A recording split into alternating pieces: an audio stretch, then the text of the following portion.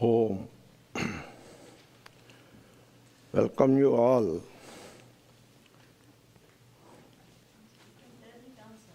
Yeah, it will come. It is coming. Welcome you all.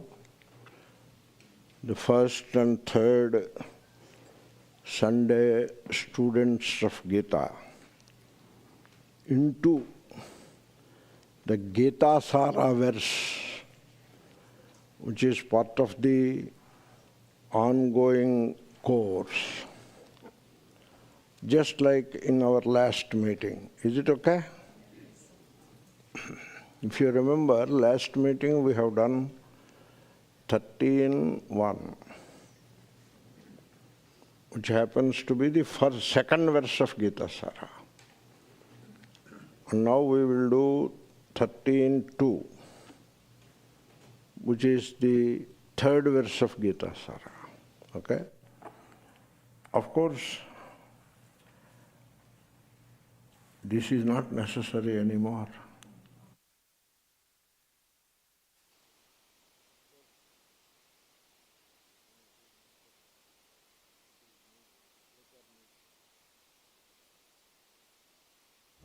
Om, yeah. You can turn it down here. Yeah. This I can put off? Yes, sir. Okay.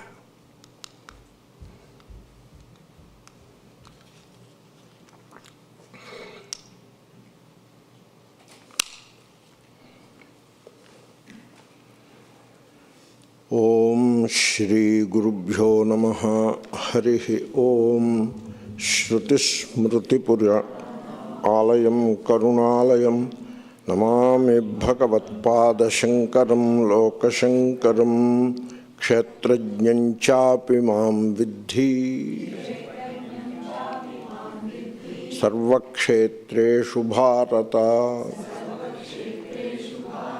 Kshetrajnayor Jnanam Yatta Jnanam Matam Mama. This verse has three elements. One is kshetragna. Earlier we have seen kshetra and also seen kshetragna in a way, but now a lot more about kshetragna. So we have to understand kshetragna correctly. That is number one. Number two, kshetragna and Ishvara are one and the same. Kshetrajnan chapi mam vidhi. This you have to know. Vidhi it is. You have to know. The kshetrajna in you, not kshetrajna somewhere. Sometimes you hear some language where they use the word kshetrapalaka. Kshetra is a pilgrimage place. And Palaka is the one who protects it. So it is like a king lives somewhere in a building, and so all army officers, etc., have to protect that building. Because king means very vulnerable or whatever. King requires protection, army protection or secret service protection, etc., for the president. So like that, the God lives in that place of pilgrimage, like Varanasi or Rameshwaram, etc. And therefore the place needs protection.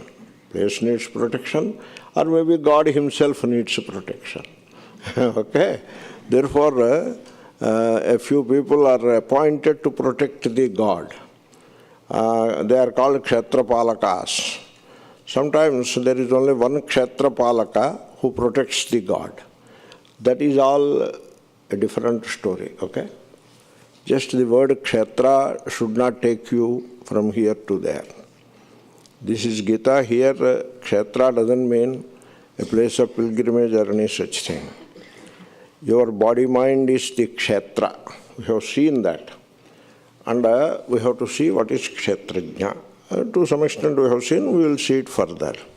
So that there are two elements I have mentioned. The third element is, in this verse, kshetrajnayoh jnanam yat Jnanam is knowledge. You can see the words very close to each other.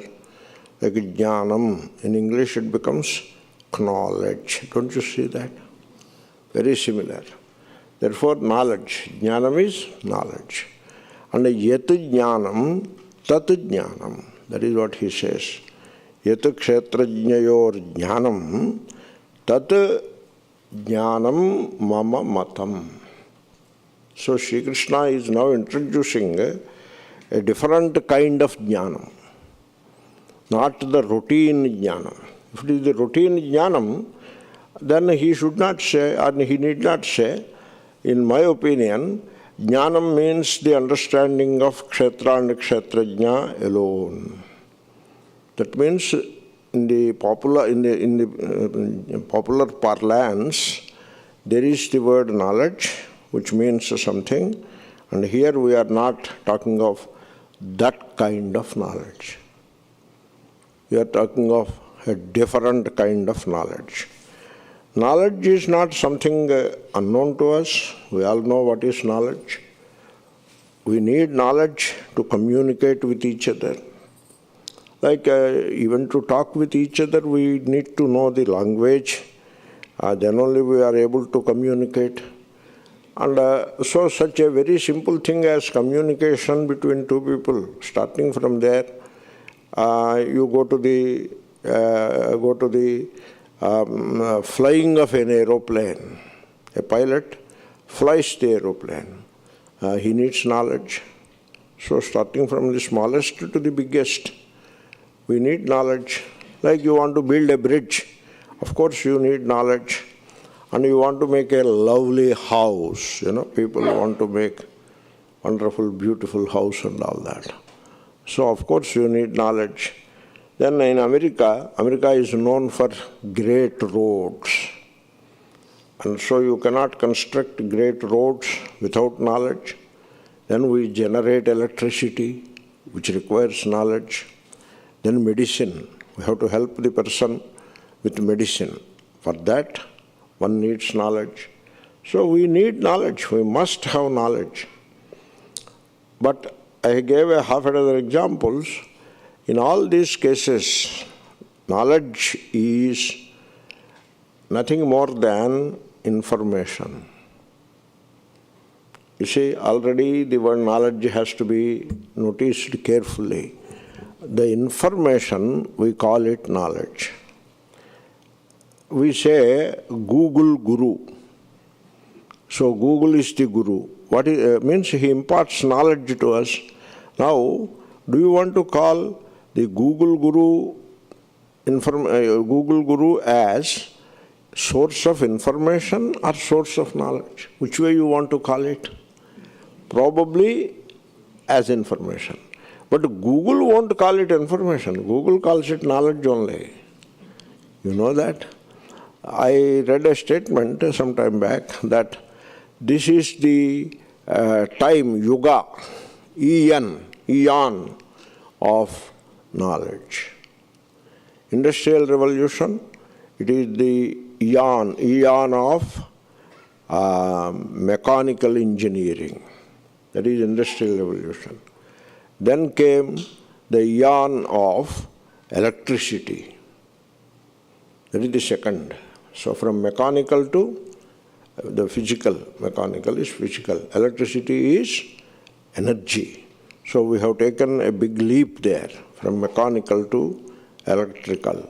And from electrical to now the next leap is knowledge. That is how the information technology is understood. That is the next leap. And now the fourth leap is happening. Already two leaps have happened. The third leap is now happening. This is artificial intelligence. Another leap is happening. Therefore, they called it knowledge. What you get from Google, etc., all of that is termed knowledge only. But if you look at it closely, it is nothing but information. Better you call it information. And what is the information which is understood as knowledge by people? It is nothing but memory. Is it not so? That's why in computers also, they talk of the memory. So memory is, you add some more memory to that, which is equivalent to saying, let us have some more knowledge in it, very similar to that. Therefore, what people consider as knowledge is information. Nothing wrong to say knowledge, but you have to understand its limitation. In spite of using the word knowledge, it has a limitation. What is the limitation? It is but information, and it is memory. And we need it. We certainly need it. Because without knowledge at one level, life will not be possible. We need that knowledge. You see, we need all this knowledge, mechanical, electrical, then the modern knowledge systems, and then artificial intelligence. In fact, it is artificial intellect. They are now calling it intelligence. Interesting. They would better call it intellect, but they won't. They call it intelligence only. Will they call information? Will they call it information? No, they will call it knowledge. But strictly speaking, it is information. Similarly, artificial intellect, they won't call it. They call it intelligence only, because they want to put some nice name, All that is fine, and you need all of it. You need knowledge, the so-called knowledge you need at the level of physical existence. We need to have such knowledge, and we have to utilize it for the comfort of our living on this planet, that knowledge. But there is another kind of knowledge. And you have to understand about that knowledge. If you do not understand about that another kind of knowledge, which is Sri Krishna is talking about, yaktajnanam matam mama. In my opinion, that is knowledge. That is what he is saying. How does it sound to you? It sounds to me like this. There is a thing called knowledge, which all of you know, and I am not talking of that knowledge. I am talking of that knowledge which is different. Does it not sound to you like that? It sounds like that. Okay? Therefore, there is another knowledge which is not the same as the knowledge that we require very much in our life, in our physical existence. We need the knowledge of languages, knowledge for communication, knowledge of road building, flying aeroplanes, all kinds of information that is available on Google, etc. So all that knowledge we need. And without that knowledge, life will not be comfortable at all. But having said that much, there is another knowledge, another kind of knowledge. You may call it knowledge, but it is not the same as the knowledge that is popularly understood. You see, having said that much, I will come to it. We often hear the word tradition. Now I have come to an interesting topic. It's a sacred cow. Tradition is a very sacred word. And though it is sacred, I too subscribe to its sanctity, no doubt about it. But we have to examine, what is this tradition? I ask you, tradition is it not the cultivation of memory? How do you look at it? If I say tradition is cultivation of memory, do you agree with it or not? Does it sound right to you or not? It is right. Tradition is cultivation of memory, and we need it. We need it. So, in physical things, in mechanical things, we need a tradition. But suppose the human being has to be guided inwardly. Now we are coming to a different thing altogether. For our outer existence or our physical existence on this planet as human beings, we do need knowledge, no doubt about it, right? But what I am saying, but suppose we need to guide ourselves inwardly. There is a thing like that inwardly. The outward world is very complex, and we need knowledge to move through that world, to live in that world. But there is an inner world which is even more complex than the outer world. And to move inwardly, to understand oneself inwardly, we need a different kind of knowledge, not this knowledge. Are you following me? I will say one more thing. That different kind of knowledge, you need it. The regular knowledge is not useful. You need a different kind of knowledge. That's why Sri Krishna is saying, Yatta jnanam matam mama. In my opinion, that alone is the jnana. He is talking of a different kind of knowledge, which is different from the regular knowledge which is normally understood by people in the context of worldly things. Why should you emphasize about this different kind of knowledge? Why should you make a distinction like this? There is a reason for it. The reason is this normally understood thing called knowledge.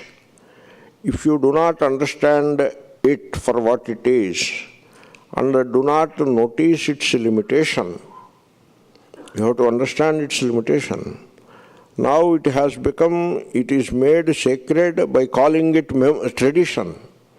Normally available knowledge, we call it a tradition. For example, if you go to Johns Hopkins, they will say, we have a marvelous tradition of surgery and medicine. They say like that, and they are right in saying so. They are right in saying so. And if you go to the Ford factory, they say, we have a great tradition of car making started by Ford. They will say that. So, the word tradition, it has become, it is there in the context of this knowledge. And in all such situations, traditional knowledge, it sounds very sacred. Good, it is sacred only. All knowledge is sacred. But does it help you to guide you inwardly? That is the point. And what you call traditional knowledge, is it not cultivation of memory again? Just like the knowledge of physics, knowledge of electrical engineering, knowledge of informational technology, they are all cultivation of memory. And then you come to the field of religion. In religion also, what you call knowledge, even that is a cultivation of memory. And you come across many religious scholars from India who don't even look at the book. They will be just reciting. Even some of you are also experts in it. Recite without the book paragraphs and pages of material. And look at our traditional knowledge. Now, is that the knowledge we are talking about here? No. So, this distinction is very critical. That's why I have entered into it. So, because what you call knowledge, which is but memory, is very essential in mechanical things and in our everyday living. This topic I have discussed in some of these classes that are ongoing. But as far as I remember, I did not discuss this topic on a first and third Sunday class. Therefore, some of you may be getting what I am trying to say. You may be able to guess what I am trying to say, because they have already heard about it. But for some, it can be new. That's why I am putting some focus in it. Therefore, knowledge is very essential in the outer world at the level of physical existence. To live a comfortable life, we need knowledge, medicine, engineering, etc., etc. We need all that knowledge. And in the field of religion also, the same kind of knowledge it is. And the word tradition is used not only in religion, they call it religious traditions, but also in mechanical things they call it tradition. There also they have a marvelous tradition. Therefore, there is this knowledge which is memory, which is called tradition, but that is not the knowledge which Sri Krishna is talking about. And you have to make a distinction. Why should you make a distinction? If you don't make a distinction and try to put Gita into the same category of knowledge, which is the cultivation of memory, and then give the title traditional to that, traditional knowledge, which is again the same cultivation of memory, if you do that mistake, then the study of Gita won't help you. Why? Because the traditional knowledge or the knowledge of things mechanical, knowledge of things related to physical existence of the human being on this planet, that knowledge, when it comes, in spite of being called traditional all over the world, that knowledge, meaning the traditional knowledge in one expression, that knowledge, when it comes to guiding the human being inwardly, becomes a hindrance. Now you got it? I am trying to make a point, a critical point before you, with the fond hope that you will try to understand. Instead of giving a label to the speaker, that is not the point. The point is, the point that I am trying to push across, are you open enough to understand it? That is the point that I am making. So, I repeat it, the knowledge traditional, which is very essential in the fields of mechanics and physical sciences, and very important for the existence of the human being on the planet, the physical existence, that knowledge, and also the religious knowledge included, that knowledge, though called traditional in all contexts, in all contexts they call it a traditional knowledge. So like for example, if you go to Princeton University, there they will make a claim, we have a great tradition of classical physics here. They say like that, which is very correct. Therefore, the so-called traditional knowledge, which is very essential, I am not belittling it. How can I? It is very essential. Without knowledge, even this mic won't work. Without knowledge, I will not be able to communicate with you without the knowledge of English. Therefore, that knowledge, though it is called traditional knowledge, it is not going to help you when it comes to guiding oneself inwardly. Not only that, not only not helping you, but also the so-called traditional knowledge, if you put Gita into that mold, the so-called traditional knowledge, means you chant Gita, you memorize Gita, you explain the verses of Gita in a very traditional style and all that, and you make it a great cultivation of memory. Thereby you become a great scholar of Gita, Gita scholar you become. All of that knowledge is going to become a hindrance when it comes to guiding oneself inwardly. Are you okay with me? And did you follow what I said? Because what you call knowledge is a machinery. It is called the machinery of knowledge. And hence it becomes mechanical. Like there are systems which are in place, and so there are institutions which impart this knowledge. That is the machinery outwardly. And even you look at yourself, you have the machinery, the brain cells, which are sharpened, which are trained to absorb that kind of knowledge, the brain cells. And you have the memory, which is again machinery. The memory is whatever is imprinted in the brain cells, that becomes the memory. And then you have sense organs and the mind, and there are outward institutions. You yourself have the machinery of knowledge. Right? Now, this machinery of knowledge, it becomes a hindrance, it becomes a burden in life until and unless you realize there is a knowledge which is of a different kind altogether. That knowledge, this kshetragnayoho jnanam, that knowledge is not part and parcel of this machinery of knowledge. It's a different kind of knowledge. And that is what Sri Krishna is talking about. And interestingly, that is what we all want to miss, so that we can live in our traditional knowledge and we can push Gita into the mold of the so-called traditional knowledge. We don't do any service to ourselves in doing so. So you have to understand this point.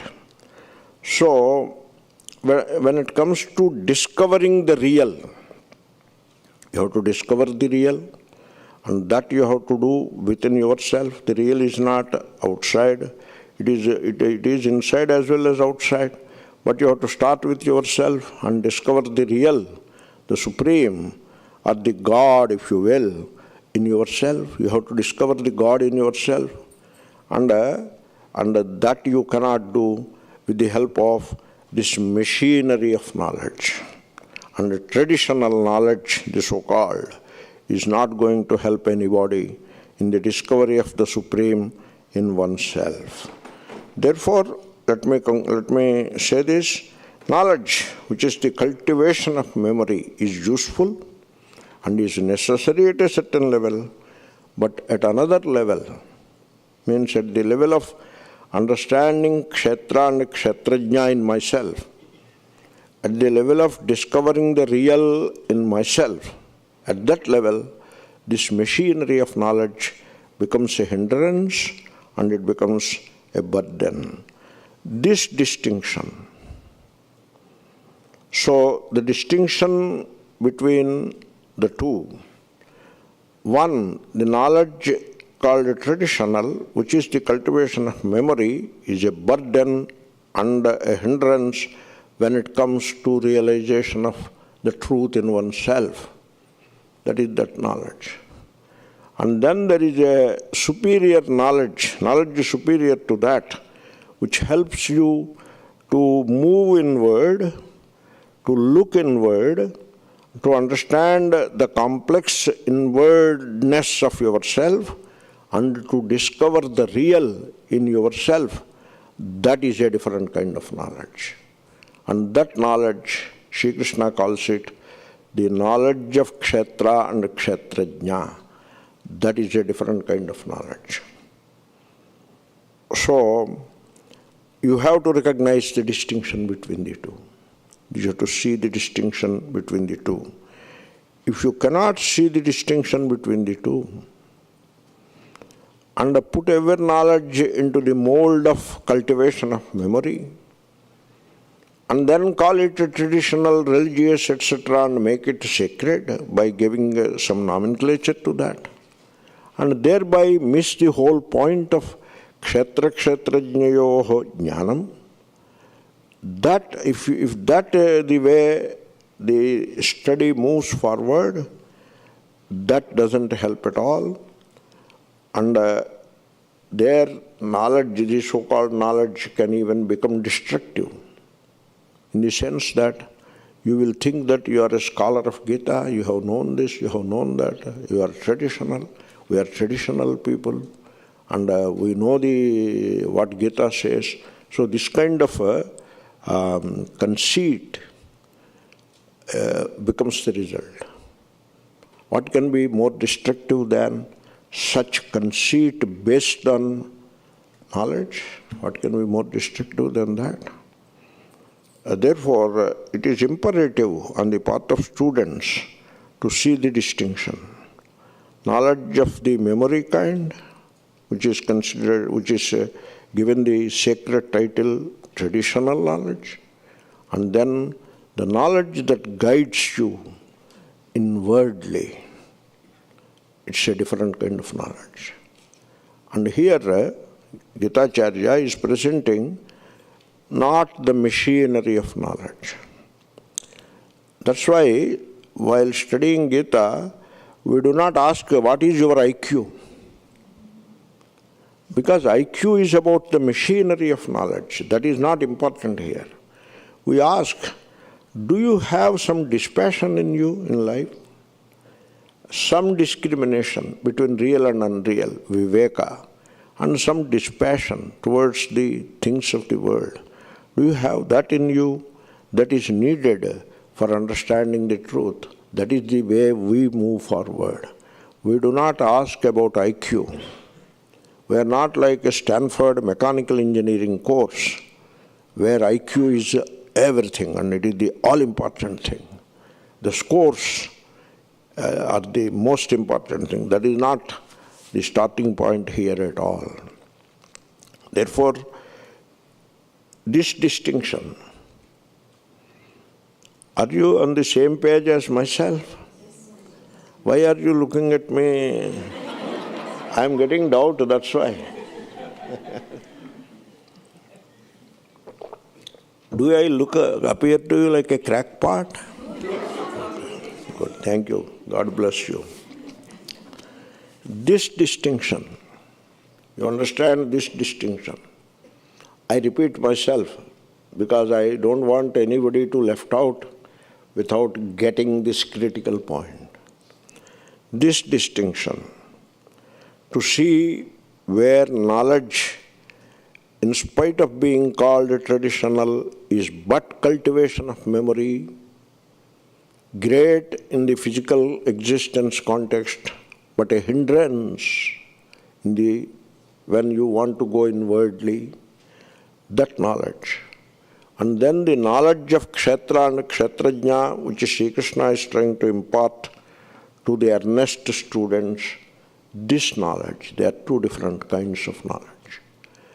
The second one has nothing to do with the machinery of knowledge. The second one is not cultivation of memory, and hence it is not traditional. It is now and here. It is not traditional. It is not 7th century BC knowledge. It is now and here, and this is a different kind of knowledge, the distinction. If you are able to see the distinction between the two, that I would call it the beginning of intelligence, not intellect. That is the beginning of intelligence. Suppose you feed what is all said in the Gita 13th chapter into ChatGPT, and it comes out and ask it for an abstract. You need not write the abstract, it will write the abstract. I read in New York Times, nowadays, even in scientific papers and journals, and then people give lectures and present papers, they have to submit an abstract. And all these abstracts are ChatGPT made abstracts. So ChatGPT will give you an abstract of 13th chapter. By all means, it will give a wonderful abstract. I will not be able to give such a beautiful abstract to you. But that abstract, that knowledge becomes a hindrance. It will not help you to move inwardly. So, you see, I tell you one thing. Suppose you have to discover something. To discover something means new. To discover, should you not make your mind clear of all of its accumulated knowledge and make it free and open? Should you not make it like that? Did you understand my question?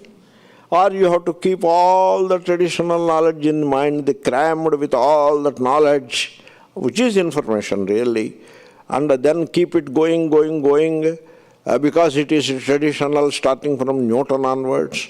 Will you be able to discover anything? So to discover the real, or anything for that matter. You have to free yourself of this burden of knowledge. Look at this.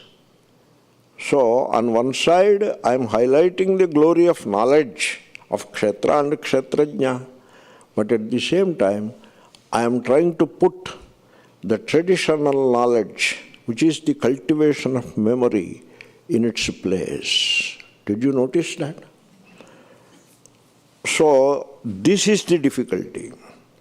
This is the difficulty. Because the mind doesn't want to put the traditional knowledge in its place. It doesn't want to free itself from the memory which is called knowledge. It doesn't want to free itself from that. It doesn't want to keep itself empty, which is open. The mind is empty means it is open. Mind doesn't want to do that.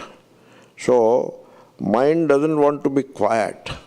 Mind pushes forward all this knowledge that it has accumulated. And in such a situation, discovering the truth within is impossible. Therefore, that is how we become, when it comes to kshetrajnayoh jnanam, the knowledge of the kshetra and kshetrajna, we become the victims of accumulated knowledge.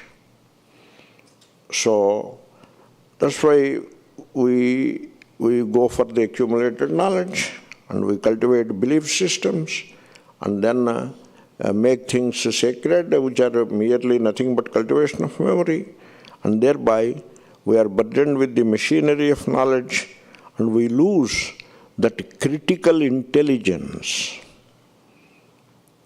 And thereby we study Gita, we read the bhashyas, we cultivate all the memory, and then store it in the brain cells, all that information, accumulate it. But at the end of it all, we remain a bag of bones, meaning a samsari identified with the body-mind. What I am saying is very critical, very important, and I know I might be swimming against the current, but still I am doing it. I am taking a calculated risk and doing it because out of love I am doing it, because I want you to see this critical difference between jnanam versus jnanam. Here jnanam is not that of the machinery of knowledge. This jnanam, it is the jnanam of kshetra and kshetrajna, is very critical. It has nothing to do with your machinery of knowledge. If you don't know anything called knowledge, just to know the English language, not knowing anything else at all, and if you sit in the classroom and you examine the verses of Sri Krishna and the bhashyam of Shankara with an open mind, you will gain that knowledge of kshetra and kshetrajna. Did you get the point? On the other hand, if you are loaded with all the traditional knowledge and sit in the class, you will not get one wee bit of what Krishna is saying, because that machinery, it becomes a hindrance. So this is very critical thing, because in life we are accustomed to or habituated to accumulate knowledge. That is our habit. That is how we lived our life. For example, in the college days, we all crammed up to pass examinations. We gathered a lot of information and we write it all out on a piece of paper and get our degree. And then we get a job and get married. We have acquired knowledge, and with the help of that knowledge, we have perfected a technique or a skill like medicine or engineering, etc. But our mind is not free. Our mind is not open. It is burdened with the knowledge. Then you bring that habit,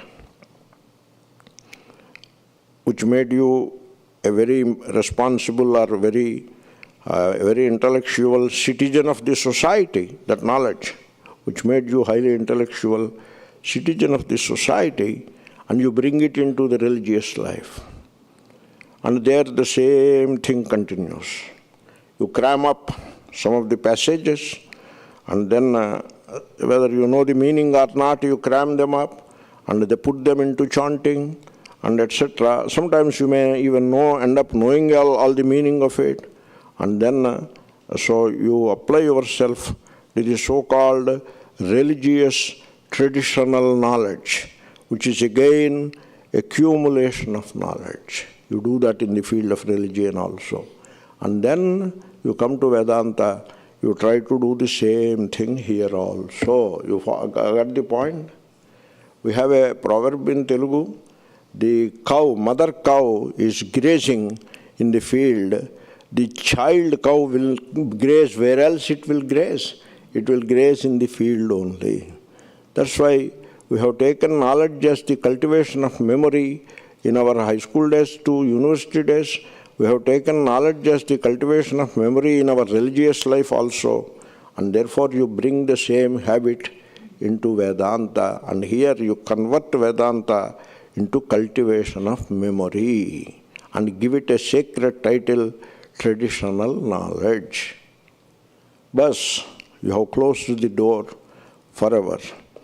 You will not come to, with that attitude, if it is accumulation of knowledge, if that is what you are trying to do, you will never know the secret of kshetra and kshetragna. Kshetra kshetrajnayor jnanam, which is the real jnanam in the view of Bhagavan Sri Krishna.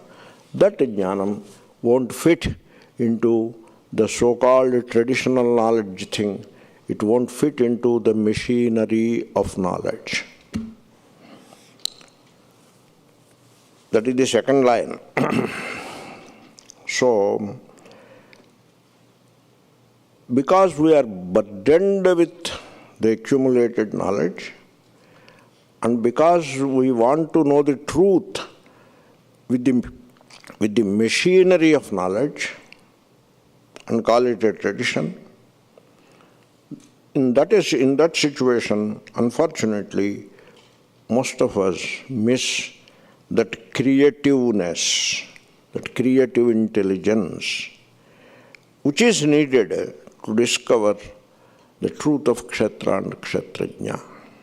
Therefore, kshetra kshetrajnayoh jnanam is the creative intelligence which you have to invoke in yourself. You can, if only you know the distinction between that knowledge and this knowledge. That creative intelligence you have to invoke to understand what is kshetram and what is kshetrajna. And when you have to discover the truth of kshetrajna in yourself. And in that discovery, there is an abundant and incorruptible richness of joy in discovering the kshetrajna in yourself, and in discovering what is kshetra and what is kshetrajna in you as you sit here. This is not traditional. It is you now and here. So if you discover that vision, there is tremendous richness of joy in that. And then only your life in this world can become a joy. Otherwise, in spite of acquiring a lot of traditional knowledge, using the machinery of knowledge and all that, in spite of becoming great scholars of the so-called traditional systems and all that, people remain ignorant and they remain slaves to the body-mind. And that is how it ends up. That is so critical, so important. Therefore, what you are trying to understand here in this verse, in the context of this verse, is nothing to do with cultivation of memory, nothing to do with the tradition, the so-called, nothing to do with accumulating knowledge. It is the discovery of truth in you. That is the jnana which Sri Krishna is talking about. Are you all right with that statement? So, let us say that. Yat which kshetrajnayoho jnanam. The understanding of kshetra and kshetrajna is there. Tat, that understanding, jnanam, is the real knowledge. Mama matam, this is my opinion. That is what Sri Krishna is saying. We have seen kshetra. Now we have to come to kshetragna. We have to come to kshetragna. Now the question is, what are you? It is all about you. No one here. You, no one here. That is the way you have to study it. It is about me only, but there and then. No, not like that. Now I am this samsari.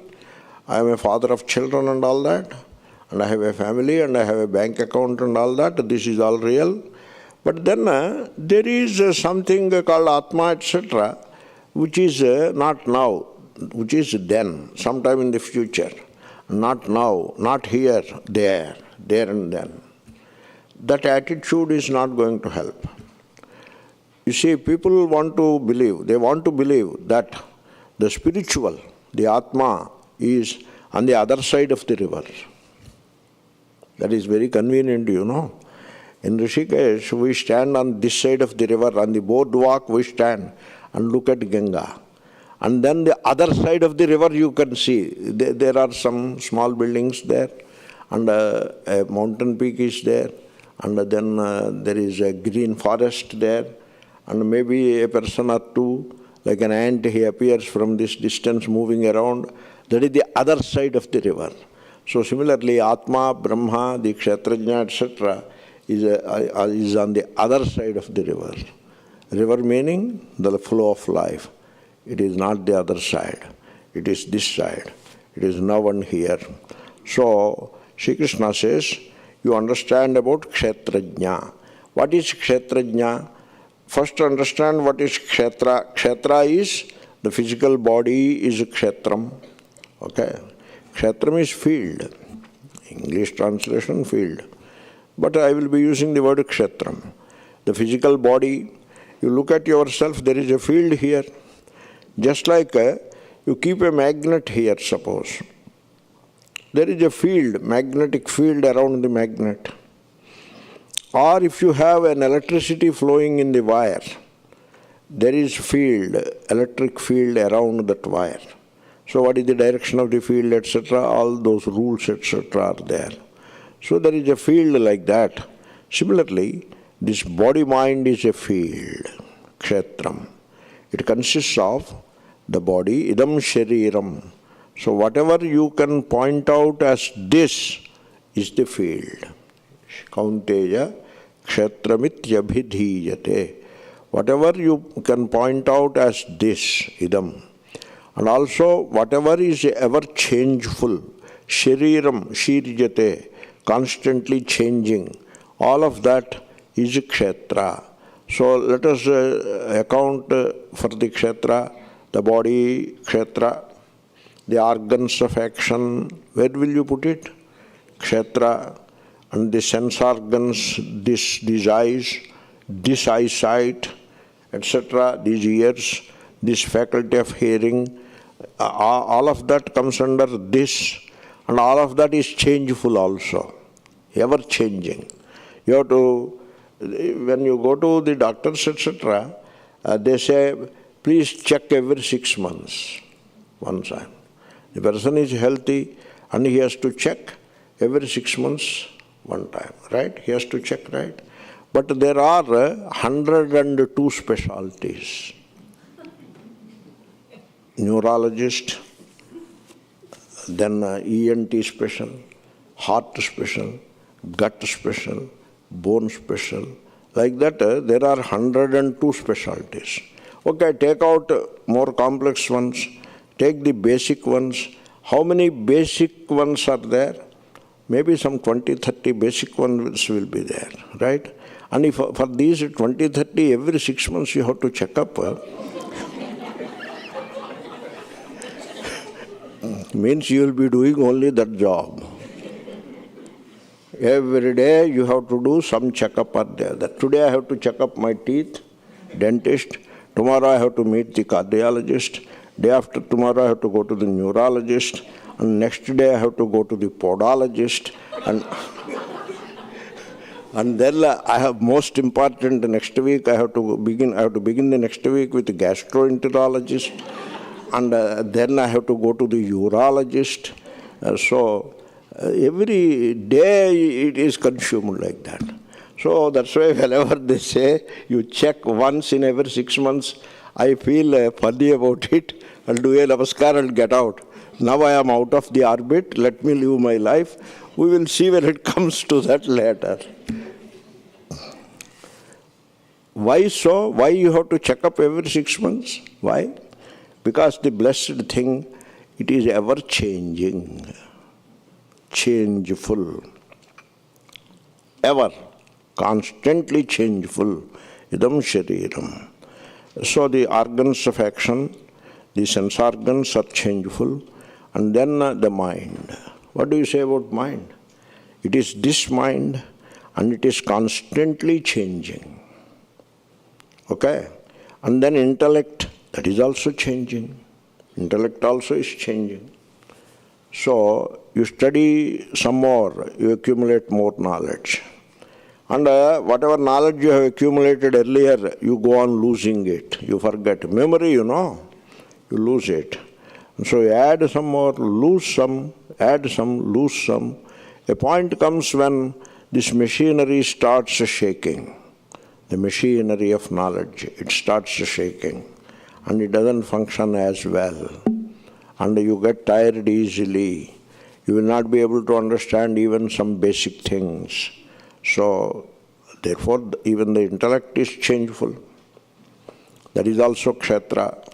So, mahabhutanya buddhir avyaktamevacha. Buddhi is also kshetra, that list of kshetra. That is in the next verse in Gita, not in Gita, sir. So, that's why I am giving you the list. Then what else is in the kshetra? One more critical thing is in the kshetra. One more important thing. If you understand that, your understanding of kshetra is complete. And if you fail to understand that, you may recite the verses 100 times, but you don't get what is kshetra. And that is your persona. Ahankaraha. Mahabhutanyahankaraha, your persona. What is this persona? The element in you, the person which you claim yourself to be. That is the person. So, suppose I ask you, who are you? You say, I am a citizen of America. That is the person, the citizen of America. Fine. Where do you make your living? I make my living in Florida. That is also the person only. Oh, you have a family? Of course I have a family, wife and 3 children. That is the person. Acha. And then you have a bank account? I do have a bank account. Why 1, 2 or 3 bank accounts I have? Some in India also I have. Okay. So, that is the person. And you must be a great scholar. Yes. I am a doctor, I am a physician, I am an engineer. That is the person. And so you must be practicing religion. Of course, we are proud religionists. We are very proud of our religion, and our religion is superior to all other religions. That is the person. Okay? And you must be worshipping God. Of course, I worship God. Of course, I have noticed there are a dozen gods, but I worship this particular God is my favorite God. That is the person. And then I have acquired a lot of punyam by performing rituals and then pilgrimage, etc. Punyatma, I have acquired accumulated punya, which must take me to heaven when it becomes impossible to live on this planet. That is the person. I have done this ritual. I have visited that pilgrimage. I worshipped that God. I served this guru. The religious leaders. Do you have a religious leader? Of course we have a religious leader. Such and such is our religious leader. What about the other one? Other one not. Only this is our religious leader. That is the person. Now you got the person. Are you not the person? We study Gita. Nowadays we are studying Gita. That is the person. Then look at me. I am the teacher of Gita. I am the international Swami. That is the person. The person. I am the Guru. I am the Guru. I teach Gita. This is my 106th Gita Jnana Yajna. Not only you, I do have a person here. That person. Now, that person, where shall we put that person? Shall we put it in kshetra or the one who knows kshetra? Very great. Don't rush into an answer. Consider the question. I took my time to describe the person to you. Look at that person. I am male, machoistic. I am female, very beautiful. That is also the person. And I am the parent of children. That is the person. Alas, I don't have children. That is also the person. Happy, unhappy, now unhappy. The person. You examine that person. And we are traditional students of Vedanta. That is the person speaking. Okay. We are the disciples of such and such great Guru. That is again the person speaking. Please understand the multifaceted structure of that person. The person has multiple facets to it. And the person is happy and unhappy alternately. The person is virtuous and sinful alternately. Sometimes this, sometimes that. The person is arrogant sometimes and very unhappy and wretched at some other times. The person, you look at the person in you. The person who says, I am the Shishya. The person who says, I am the Guru. That is the person. The person who says, I am the Hindu, I am the Muslim, I am the Christian. And the person who says, I am an engineer, I am a doctor, I am this, I am that. I am rich, I am poor. That person. Now the critical question you have to think about during this small break is, what are you? Are you, where will you put this person? In kshetra you will put it, put the person, or in kshetragna. If you settle this question, that becomes the critical intelligence, that becomes the understanding deep within. It is not accumulation of knowledge. Accumulation of knowledge is not going to help anybody except in some physical level. This is the question, please think about it. This person which I take myself to be, day in and day out, this person, is it kshetra or I have to put it in the category of kshetragna, the one who knows the kshetra? That is the question. Please have a small break. Om Purnamada Purnamidam.